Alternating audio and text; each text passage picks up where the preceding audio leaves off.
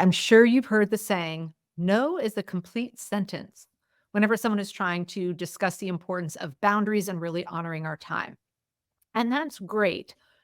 However, there's something really hidden here at play for my fellow people pleasers. So let's go ahead and jump in. Hey there, welcome back to Work Life Harmony. Now, full disclosure here today, what I'm going to be sharing with you is something I am actively still working on, work in progress over here, because I do tend to, in certain aspects of my life, fall a little bit into the people pleaser category. I have discussed boundaries with you here on the podcast before in different flavors, but today I really want to give you, at the end, I'm going to be giving you 4 steps that you can take that can really help you honor boundaries that you want to create and set up for yourself, your time, your calendar. Now, before we jump into what those are, I think it's worth having the conversation of why, in particular, people pleasers and women that would label themselves as people pleasers have a hard time honoring their boundaries. Now, you probably already know of all the, usual reasons why we might feel guilty if we say no, we're worried about what people are going to think about us, all the stuff that kind of, lump up under the people pleaser. But there's a very subtle thing at play here that I think most of us don't realize. And it is that women in particular oftentimes feel the need to validate or explain, give a reason why we are needing to potentially say no, or in some cases, yes. And I'll give you examples of both when maybe we really did not want to. And if we feel like our reason that we're going to give for why we're saying no to something isn't a quote good enough reason or a reason that we're comfortable saying to somebody else, then we end up like not honoring our boundaries and maybe going, okay, I'm going to say yes to this, even though I want to say no. For example, in my life, usually by the time Friday rolls around, Friday night is not a night I enjoy typically going out, unless it's like at 4 o'clock in the afternoon. I know I'm pretty pooped, and motivating to get up and go out and have an evening out on Friday is something. Could I do it? Sure. Do I desire to? No.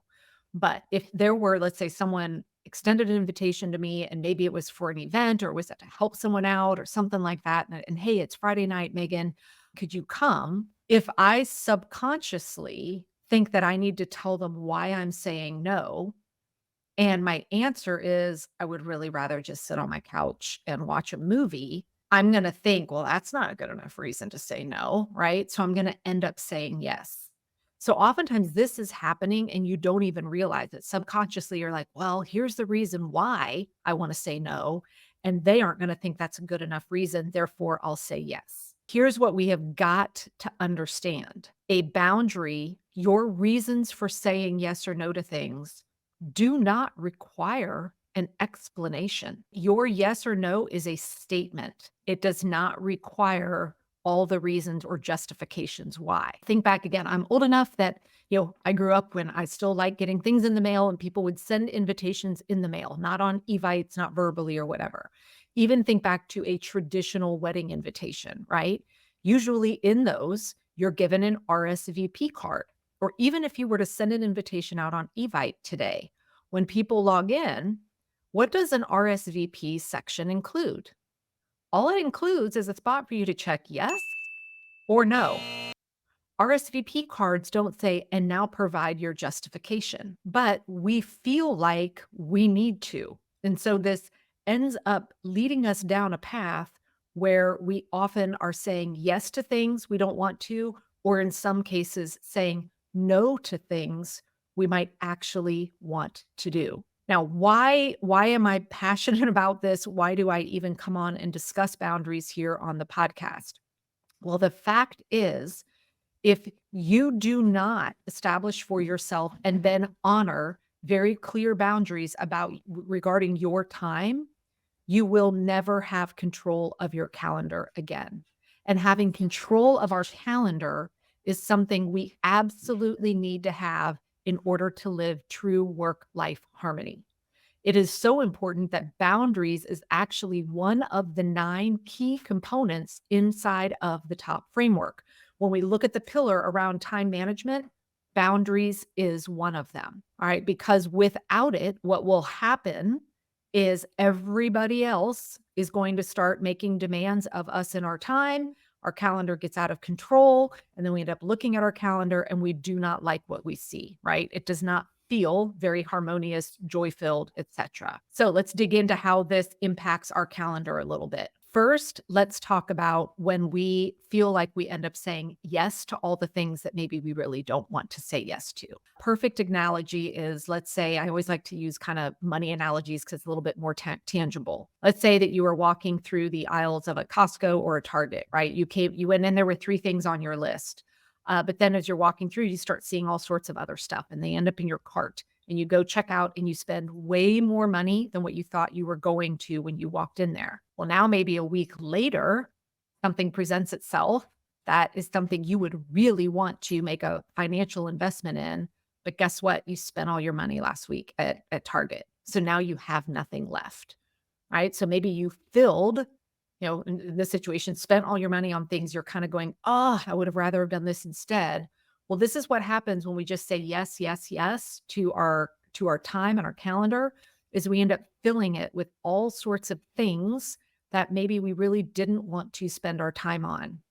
And that usually results in shortchanging ourselves, time for ourselves, our interests, our desires, time for rest and relaxation. And a good sign that this is you is every day when you sit down and look at your calendar for the day, there's kind of that groan of like, oh, when we see those things on our calendar that we really are like, oh, I wish I had said no to this. On the flip side, there's another aspect to the people pleasers here as it relates to boundaries that often gets overlooked. And it is when we say no to things that we wanted to say yes to because we believe that saying yes might inconvenience someone else.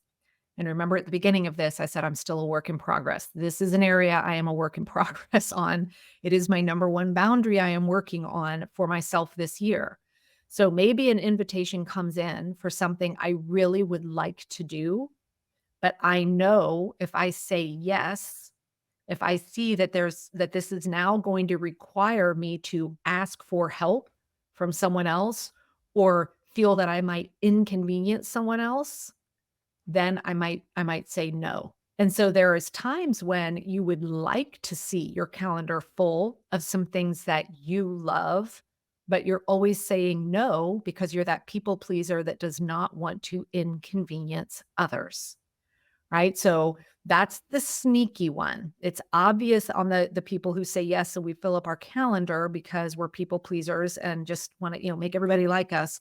But there's also where you're really missing out on things because you're people pleasing and you don't want to inconvenience other people. If you feel like, oh, yeah, and a way that you'll know that that's you is when those events are happening that you said no to, and you just have that sinking feeling in your gut where you're like, "God, I wish I'd been there. Why didn't I say yes? I could have made this work." So how do we start? Where can we take steps in our day-to-day life to really help hone in on making sure that we truly are in control of our calendar and we're putting the right boundaries in place? It is all around mastering one simple sentence, and you can tweak it up to make it your own.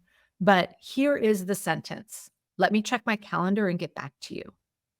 Meaning in the moment, whenever somebody asks you, hey, Megan, are you free to do, whatever it is, never in the moment say yes or no. Because what we need to do is build a little bit of space for you to walk through these next 4 steps that I'm going to give you. And the easiest way to do that is to say, hey, let me check my calendar and get back to you. Because now you're acknowledging, I heard you, I hear what you're asking. I need to go make sure that I can, figure out a good decision of whether to say yes or no. When, invitation comes over email, it's already, you've already got that space. But verbally, this is usually where we get sucked into the yeses that we wish we'd said no to, or we instinctively just say no because we start in our head thinking about all the ways that this might inconvenience others. So we start off by, practicing the phrase, let me check my calendar and get back to you. Or it could even be, hey, let me check with my family, right? Whatever works for you. Then here are the 4 steps that you're going to go through. Step number 1 is understanding what is the full time commitment of this. So if you were to say yes to it, let's say maybe it's, someone says, "Hey, are you free to meet up for coffee next week?" Well, maybe it's thinking, okay, well, it's about 30 minutes for coffee, but oh, it's 20 minutes for me to get there. It's 20 minutes for me to get back. I'll need to, kind of get up earlier to get dressed or whatever. Maybe that 20-minute coffee you're now realizing is really an hour and 15 minutes. Make sure you put the thought around understanding what is the full time commitment if I were to say yes to this. Then now we have to go look at the realities of our calendar and say, what is my calendar already showing me? Meaning, is that time already spoken for? Now, if the answer is yes, it doesn't necessarily mean you're just going to say no right away because you're going to have to figure out what's more important, right? Do I move the thing that's already on my calendar to say yes to this or not? But the very first thing we need to do is go just, once we understand the time commitment, that second step is what does my calendar show?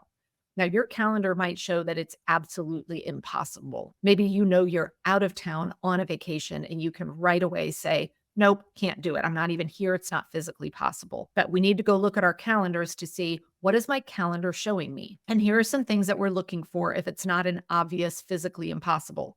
Back to that coffee appointment, right? Is the calendar showing you that you have a super full day the rest of that day? And adding one more thing in might be a really bad decision. Even though the time is free, we want to look at all the time around it to say, what is the real impact here for me regarding how I make my decision? So once we've done step one, the time commitment, step two, what is your calendar showing? Now the third step for you is to say, how do I honestly feel about this? Like, what does my gut tell me? Is my gut right away going, like, for me, oh man, Friday nights, it's really hard for me. Calendar shows I'm free, but I know that's hard for me to get up and get out the door on a Friday night. Or is your gut maybe going, oh my gosh, I totally want to do this, but oh man, that means I'm going to have to call and ask someone else to pick up my child that day from practice or school or whatever. And oh, do I really want to do that? But you want to hone in on what is your true desire? How do you feel about this? Is it something you really want to say yes to or something you would prefer to say no to? And dig into why, because that's going to lead you to what your answer should be. And then the final step is responding without any justifications or explanations. A simple, I can't, or I'm sorry, I can't, or just a flat out no. I mean, RSVP cards just had yes or no. Oh, I can't. That's it. No justification, or yes, no justification. And as soon as you've made that yes or no, now you go schedule it on your calendar so that you have that reminder there. Now, if it's something, that where I'm the work in progress, where I'm looking to say yes to the things I really want to, even though I think it might inconvenience someone else, I might also be adding things into my calendar to remind me to, find the help that I need and get the support in place so that I can go enjoy this event. Your key takeaway here today is to remember you do not need to justify what you're saying yes or no to as it relates to your calendar. The only way you're going to take to actually be in the driver's seat of your time, in your life, in your calendar is by making sure that you are honoring how and where you want to spend your time and aligning it with the things that are most important to you. So I hope you all will start practicing the phrase, let me check my calendar and I'll get back to you.